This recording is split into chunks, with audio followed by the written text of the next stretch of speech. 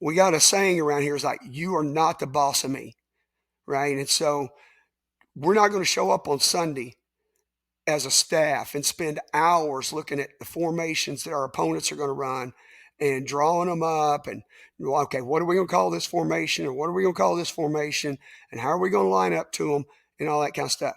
My rule around here is you are not the boss of me. Your formations and your motions are not going to dictate what we do.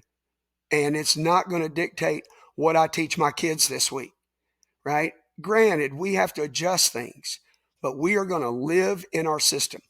We're going to play zone coverage. I love coaching. I'm a DB guy. I love coaching man-to-man as much as anybody loves coaching man-to-man, but we don't play it. It doesn't fit what we do. We play a little bit of man at times. We've got a couple of calls where we're going to play some man.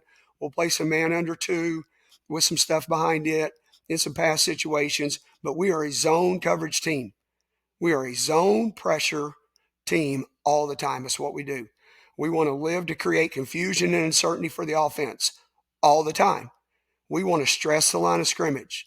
We talk about wrecking systems and rules of offenses, not them doing that to us, right? And I know offensive guys, man, they're good at, scripting some formations early in the game to figure out how we're going to align, or how most defensive guys are going to align to this formation or that motion or this backfield set, and then using that in terms of play calling against you for the rest of the night, right? Again, back to you're not the boss of me. You're not going to do that to us, right? And we're going to flip the script on that. So we'll get into how we call our pressures, but it's all based on what the offense does out of certain looks by rule, right? It's by rule, this is what happens. And then I talk to our kids about there's a 2.5 second rule, right?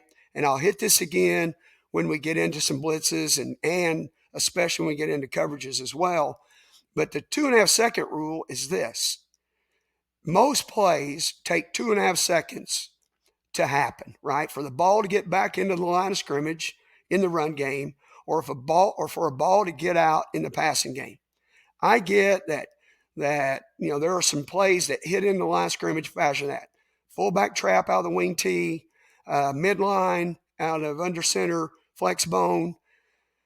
There's some stuff where the ball hits faster than 2.5 seconds, right? Duo, even out of gun, duo where they double everything inside and hit right down Main Street. Some of those can hit that. But if you'll get your stopwatch out or use your counter on the bottom of your huddle screen, what you'll see is that a lot, and actually most offensive plays are going to take 2.5, even 3 seconds to materialize. And so offensively or defensively, in the run game, I may be asking a kid to hold the point for a run play that's going to take 2.5 seconds, even 3 in some cases, to get back in line of scrimmage. And so this is where, you get into the kid getting doubled and getting knocked off the ball back into the backside backer, or they're reading a particular guy, or they're adding gaps by blocking down and pulling 2 guys. And so all of that stuff takes time. All of that, if we're not doing something to pressure those plays, is giving the offense the advantage, right? We're telling them that we'll ask a kid to hold a point, or we'll let you add gaps and not run guys up the field, knowing that it's still going to take extra time, and you're going to leave half of my guys on the backside of those pulls in my defensive structure out of the play and take them away from me. And so, I'm going to talk to our kids about, we're flipping this. It's taking them 2 seconds, 2.5 seconds, 3 seconds to get this ball back in line of scrimmage. We're going to blitz that guys. We're going to be 5 yards deep based on aiming points in under 2. So this play's not going to work, and that's how we talk to our players. Okay. We are a big play team and we are a turnover team, but we are not a pass breakup team. Right. And I'll get into that when I talk about DB play, but a pass breakup at our place is not celebrated. It's not even a statistic. It's a missed interception opportunity.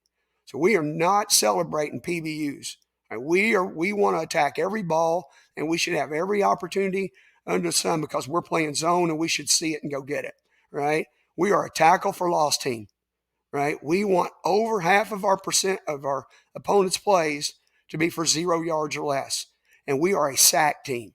If you're going to throw the football, we are going to put a dot on the quarterback and go sack him.